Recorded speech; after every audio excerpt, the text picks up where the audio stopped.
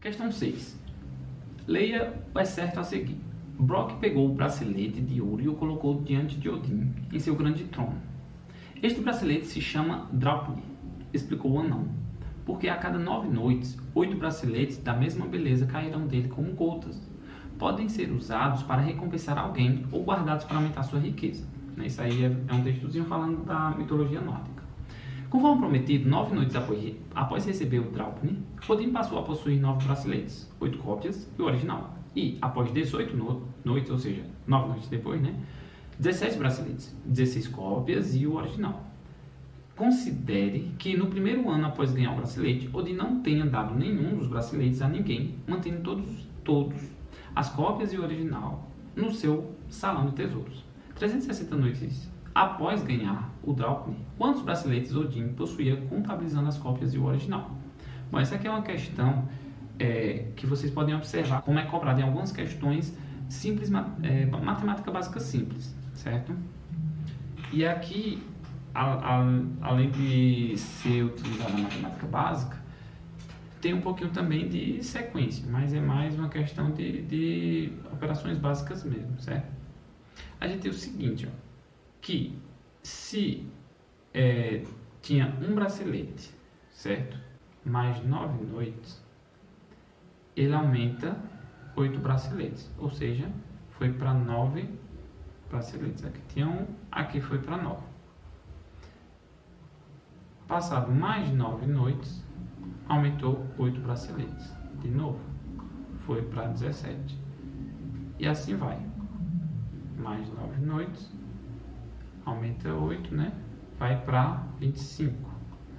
Quer saber quando passado 360 noites, quantos braceletes o Odin vai ter, certo?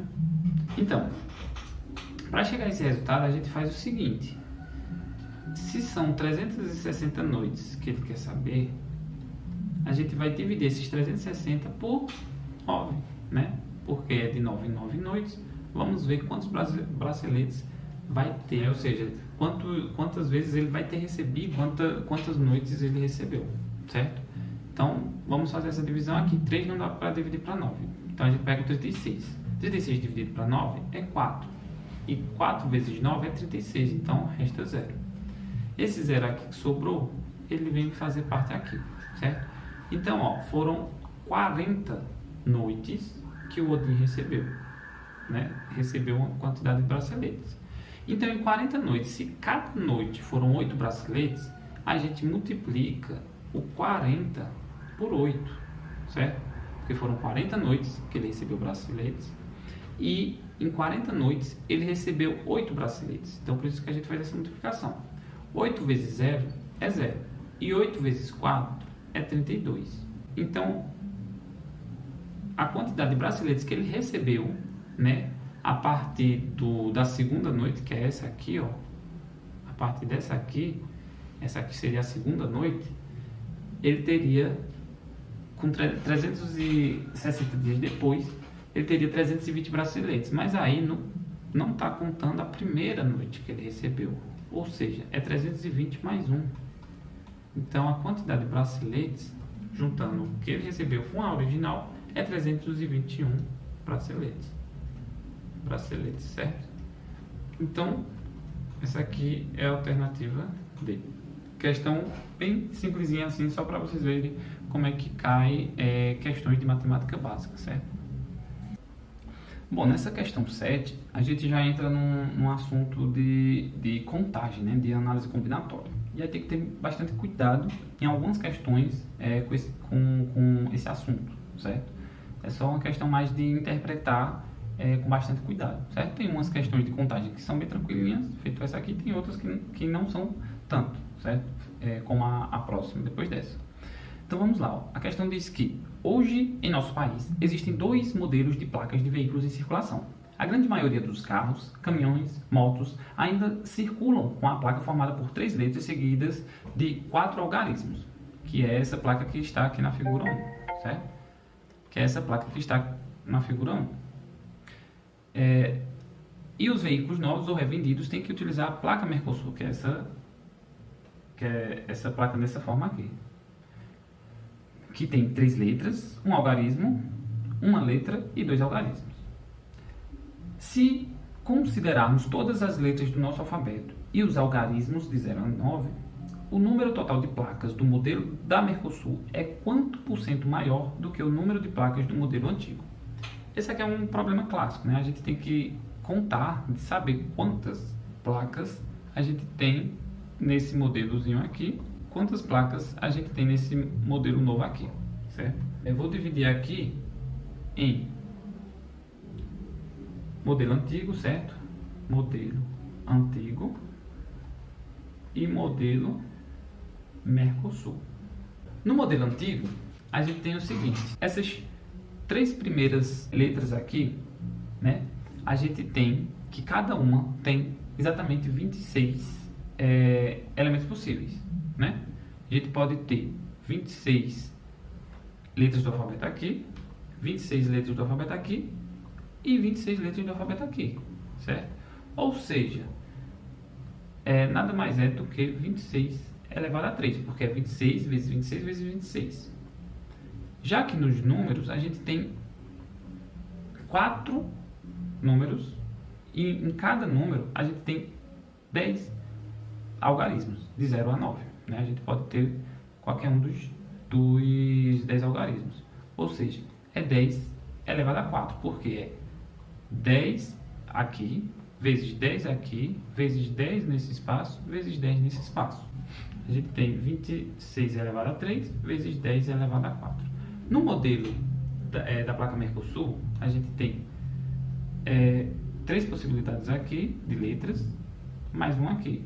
Ou seja, a gente tem 26 elevado a 4 aqui. E de números, a gente tem 3 números, certo? Ou seja, nesse caso aqui, a gente tem 10 elevado a 3. Então, quantos por cento a mais, a gente já percebe que essa aqui do Mercosul é muito maior do que a de modelo antigo, né?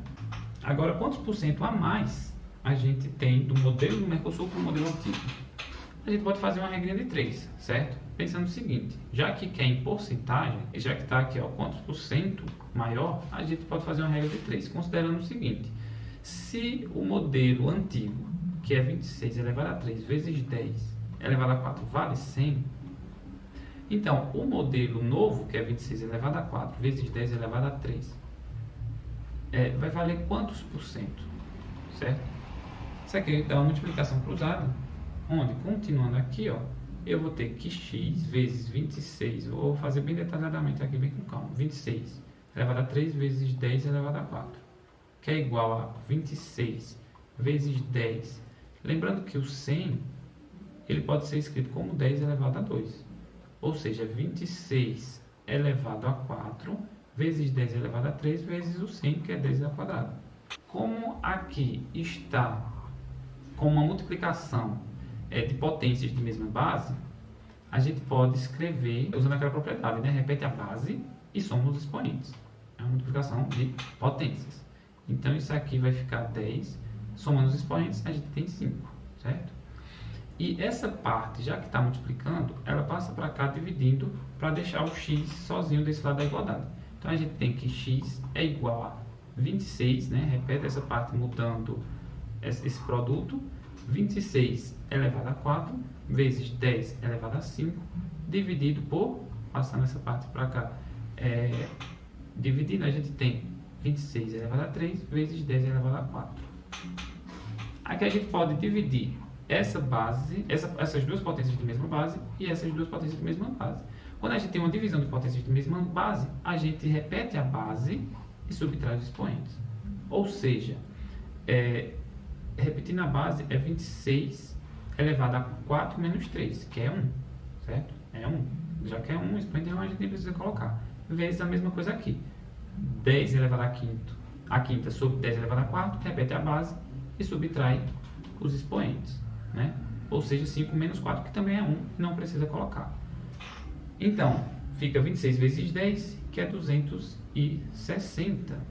Dá 260%. É a quantidade da placa Mercosul, certo? E como está perguntando quantos por cento a mais, se que a placa antiga. Se a placa antiga é 100% e a placa nova, né, do Mercosul é 260, quantos por cento a mais? Exatamente 160, não é isso? Ou seja, letra E. Nessa questão 8, também é um problema de contagem, só que é um pouquinho mais complexo, certo? Assim, o raciocínio ele é um pouco mais, ele exige um pouco mais, né, de criatividade e é um pouco mais elaborado, certo? E diz assim, ó, Bentinho criou sua conta pessoal em um clube de leitores. Para isso, precisou inserir uma senha que tivesse exatamente 4 caracteres, podendo utilizar vogais maiúsculas e minúsculas, e os algarismos 0 e 1. A alteração de uma vogal maiúscula pela sua versão minúscula e vice-versa, ou a mudança na ordem dos caracteres sempre gera uma nova senha. A senha precisa ter pelo menos uma vogal maiúscula, uma vogal minúscula e um algarismo.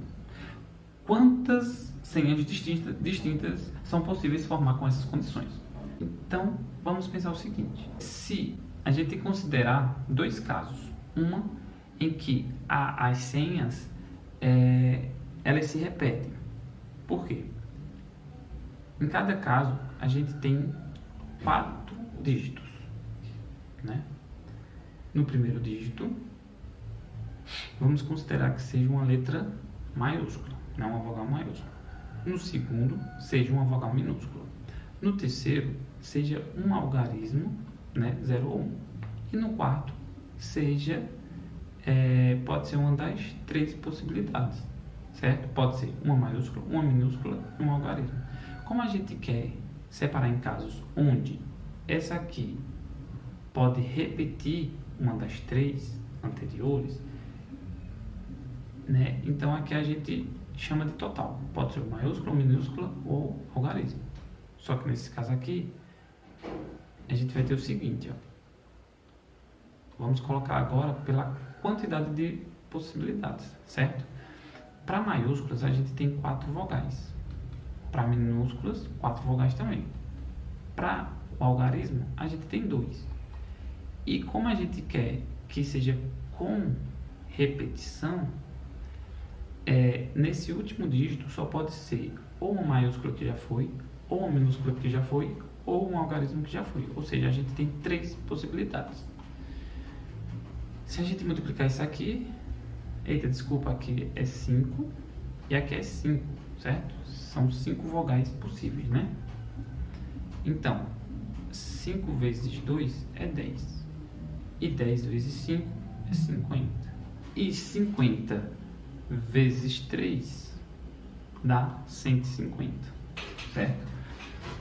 Só que o detalhe é o seguinte, a gente definiu que lá aqui no primeiro dígito fosse uma vogal maiúscula, né? No segundo dígito, uma vogal minúscula.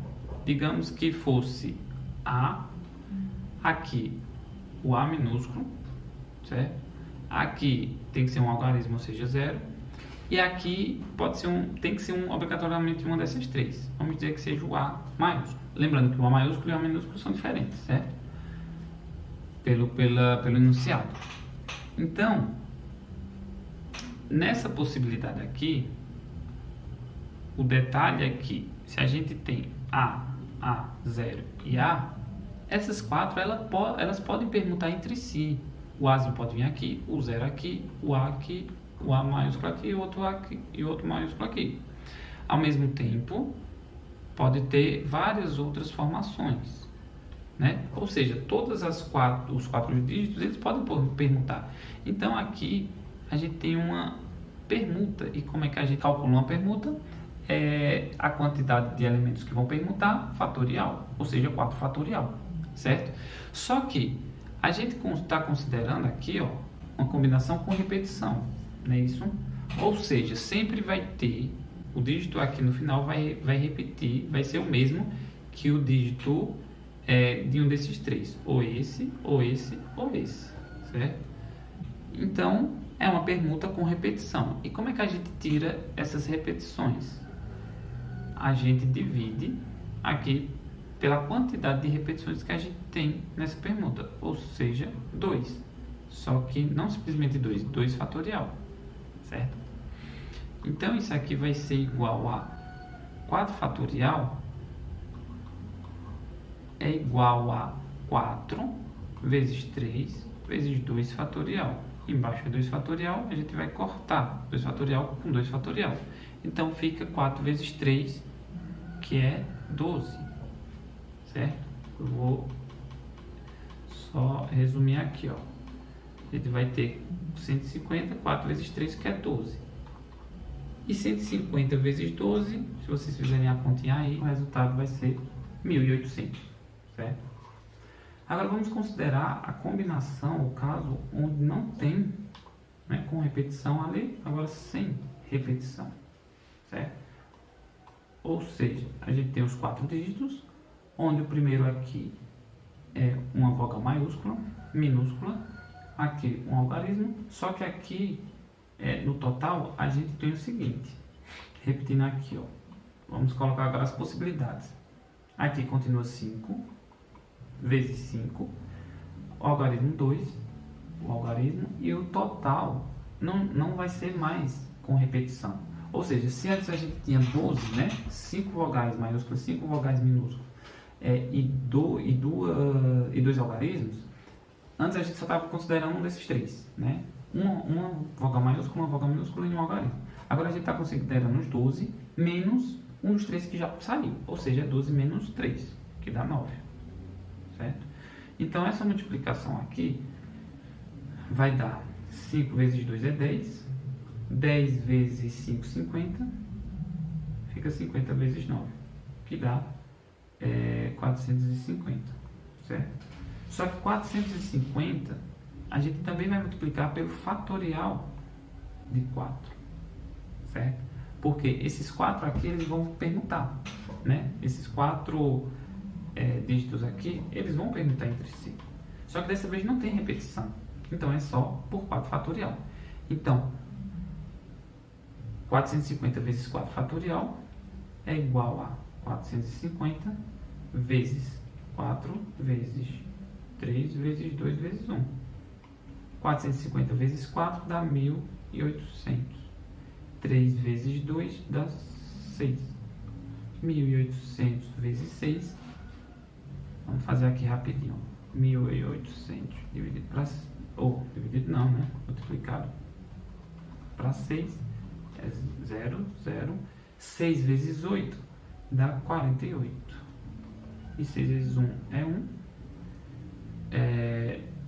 6 vezes 1 é 6, mais 4, 10. Então dá 10.800. 10.800. E agora, como a gente tem esses dois casos, tanto esse com repetição, tanto esse sem repetição, a gente tem um total de 1.800 mais 10.800, que é igual a 12.600. É a quantidade de combinações possíveis, certo? Desses dígitos para essa senha. Vamos lá, nessa questão 9, diz o seguinte: se a soma S dos n primeiros termos de uma progressão aritmética é dada por S igual a 2n ao quadrado menos n, qual é o valor do 20º termo dessa sequência? E aqui a gente tem uma questãozinha clássica agora de PA, né, de progressão aritmética.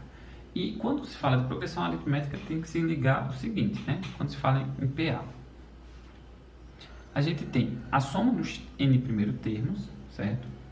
A gente tem que se ligar na razão, a gente tem que se ligar no termo de posição n, ou seja, o enésimo termo. E essas três coisas são essenciais para ter conta da maioria das questões que envolvem PA, certo? Nessa aqui, só tem que se ligar numa coisinha aqui, ó. Pensa o seguinte: se a gente tem que a soma S dos n primeiros termos é dada por essa expressão aqui, pensa o seguinte: se eu tenho que o primeiro termo, ou seja, é o n igual a 1, ele vai ser dado pela soma do primeiro termo, ou seja, dele mesmo, certo? Então, quando n igual a 1, a gente tem que a soma vai ser 2, 1 ao quadrado, vezes 1 ao quadrado, menos 1. 2 vezes 1 ao quadrado é 2, menos 1 é 1. Então, a soma do primeiro termo, se é 1, o primeiro termo só pode ser 1, certo? Já o segundo termo é bem parecido. O que a gente faz? Quando n igual a 2, vamos lá, o primeiro termo é 1, certo? O segundo termo, vamos descobrir agora, é 1 mais alguma coisa. Então, vamos descobrir fazendo S igual a 2 vezes 2 ao quadrado menos 1. 2 ao quadrado é 4, vezes 2 é 8. Menos 1 é igual a 7. Então, a soma dos dois primeiros termos é 7. Ou seja, é 1 mais alguma coisa que dá 7. Então, só pode ser 6. Não é isso? 2 ao quadrado, 4 vezes 2, 8 menos n. Desculpa, menos n aqui é menos 2. Então, dá 8 menos 8, que é 6. Certo? Então, a soma dos dois primeiros termos é 6. Ou seja, se o primeiro termo é 1, mais alguma coisa que dá 6, só pode ser 5. Então, a soma dos dois primeiros termos é 1 mais 5, 6. A razão a gente já pode descobrir. É a diferença de um termo pelo seu anterior, ou seja, 5 menos 4. Então, a razão é igual a 4, certo? E ele quer saber o seguinte, qual o valor agora do 20º termo dessa sequência? Ou seja, a gente já tem o primeiro e o segundo. A gente pode descobrir o terceiro, que é 5 mais 4, já que a razão é 4. O terceiro é 9, certo? E assim vai. A gente poderia chegar até o 20º dessa forma, somando de 4 em 4. Mas aí, para evitar esse trabalho todo, vamos pensar só mais um pouquinho para chegar nesse 20º termo, certo? É só pensar o seguinte. O enésimo termo de uma sequência, ele é dado pela seguinte expressão. Ó. O AN de uma sequência é dado, no caso da PA, o primeiro termo, que é A1, mais n menos 1 vezes a razão. É só isso. Ou seja, se eu quero o 20º termo, vai ser o A1 mais o n menos 1, ou seja, o n é 20, 20 menos 1, 19 vezes a razão. Então, o A20, o primeiro termo eu já sei que é 1, certo? É o primeiro termo. O A20 vai ser igual a 1 mais 19 vezes a razão R. A razão R é o 4 que a gente já encontrou, ou seja, 19 vezes 4.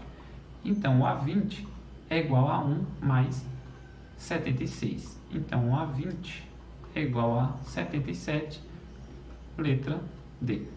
Agora, o detalhe é o seguinte, certo? Como é que a gente chegou nessa expressão aqui? Tem como chegar nessa expressão de uma forma intuitiva. É só você pensar o seguinte. Cada termo de uma PA, ele é obtido pela soma do termo anterior mais a razão. Ou seja, o A1 é igual a A1, certo? O A2, aqui é A1, certo? O A2 é igual ao A1 mais a razão. O A3 vai ser igual ao A2 mais a razão. Mais a razão. Então, o A3 é igual a... Quanto é A1? A2. A2 é igual a isso aqui, ó. Então, é só eu substituir. A2 é A1 mais R, que é o A2, certo? Mais R. Então, o A3 é igual a A1 mais R mais R é igual a A1 mais 2R. E pode perceber que isso aqui continua. Ó, e o A sempre vai ser igual a o A1 mais o N menos 1. Ou seja, isso aqui é 3. 3 menos 1 é 2. Então, sempre vai seguir essa mesma lógica, certo? Ou seja, N menos 1 vezes R. Essa é sempre a expressão para descobrir o AN. Eu só preciso descobrir, saber qual é o primeiro termo e a razão. E aí, de forma intuitiva, eu consigo encontrar a formulazinha para encontrar o enésimo termo de uma sequência de uma PA. Ok? Então é isso. Vamos ver agora a próxima questão. Vamos lá. Nessa última questão, diz o seguinte. O gerente de uma loja registra diariamente, de segunda a sexta-feira, o número de vendas de cada um dos seus produtos. Semanalmente, para esse conjunto de dados numéricos, ele calcula as medidas de tendência central e de dispersão e as insere no portfólio de relatórios. Ou seja, a gente já percebe aqui que é uma questão de estatística, né? Quando fala de medidas de tendência central, medidas de dispersão, é estatística.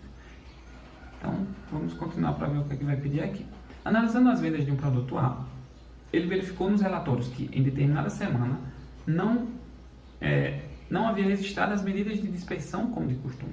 Tentou localizar os valores dos registros diários naquela semana, mas já os tinha perdido. Havia apenas as medidas de tendência central, que foram as seguintes: média 4, moda 7, mediana 5. Após pensar um pouco, percebeu que apenas com as medidas registradas conseguiria obter as medidas de dispersão como o desvio absoluto médio. O gerente calculou corretamente que para aquela semana o desvio absoluto médio do número de vendas do produto A foi de... E aí é bom já observar o seguinte: o que afinal de contas está pedindo é justamente esse desvio absoluto médio, que é uma medida de dispersão, certo? E esse desvio absoluto médio geralmente é chamado de DAN, tá? E aí, primeiro a gente tem que entender o que é um desvio absoluto, certo? O desvio absoluto, só o DA, é considerado cada valor de um conjunto numérico, cada valor ele tem o seu desvio, o seu desvio absoluto. Ou seja, um exemplo aqui, se eu tenho um valor 2, 3, 5, a média, que a gente chama de x barra, desse conjunto de valores, vai ser, eu vou colocar um 2 aqui para facilitar a nossa vida. Vamos lá, 2 mais 2, 4, mais 3, 7, mais 5, 12. 12 dividido por 4, a média é 3. Então, qual vai ser o desvio absoluto desse conjunto de dados aqui? A gente tem que tirar o módulo do valor que a gente quer, a diferença do valor que a gente quer pela média. 2 menos 3 dá menos 1. O módulo de menos 1 é o valor positivo, certo? É sempre o valor positivo daquele número que a gente quer. Então, o módulo de menos 1 é 1. Aqui também, o desvio absoluto daqui é 1. O desvio absoluto desse, né? O DA de 3 é igual a 0, né? Porque o módulo de 3 menos 3 é igual ao módulo de 0, que é igual a 0, certo? E por último aqui, ó, o módulo de 5 menos 3 é igual ao módulo de 2, que é igual a 2. Então, esses valores aqui são os desvios absolutos, certo? São os desvios absolutos. E o desvio absoluto médio é considerando cada um desses desvios aqui e fazendo a média entre eles. E aí vamos lembrar o que é a média de um número. Aqui, ó, a média de um número. Primeiro eu vou apagar isso aqui, certo? O desvio absoluto a gente já viu o que é. A média de um conjunto numérico é a soma de todos esses números dividido pela quantidade de elementos desse conjunto. A moda é o que mais se repete, né, de um conjunto numérico. A mediana é o termo central desse conjunto de valores. Se a quantidade de elementos for ímpar, é o termo central. Se a quantidade de elementos for par, são os dois do meio, é a média dos dois do meio, né? A média aritmética dos dois do meio. Então vamos lá. Se a gente tem essas três medidas de tendência central, é importante já observar que ele quer o DAN, né? Aqui, ó, o desvio absoluto médio, o DAN de uma dada semana do valor de um determinado produto, né? O produto A, ok? Então a gente tem que pensar o seguinte: se eu tenho uma semana, então a gente tem que considerar segunda, terça, quarta, quinta e sexta. Qual será que é os valores, certo, de cada um desses dias aqui?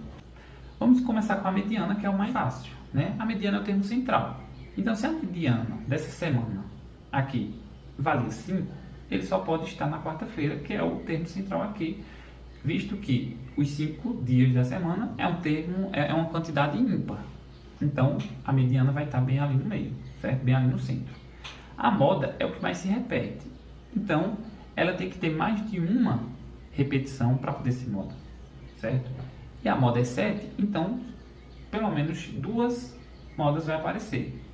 E já que o 7 é maior que 5, ela só pode estar desse lado. E aí a gente não vai colocar só um 7 aqui, tem que ser 2 7 para poder ser moda. Então 3 valores a gente já encontrou da semana toda, faltam os outros 2 valores. Como é que a gente descobre? Com essa outra informação aqui, ó, com a média.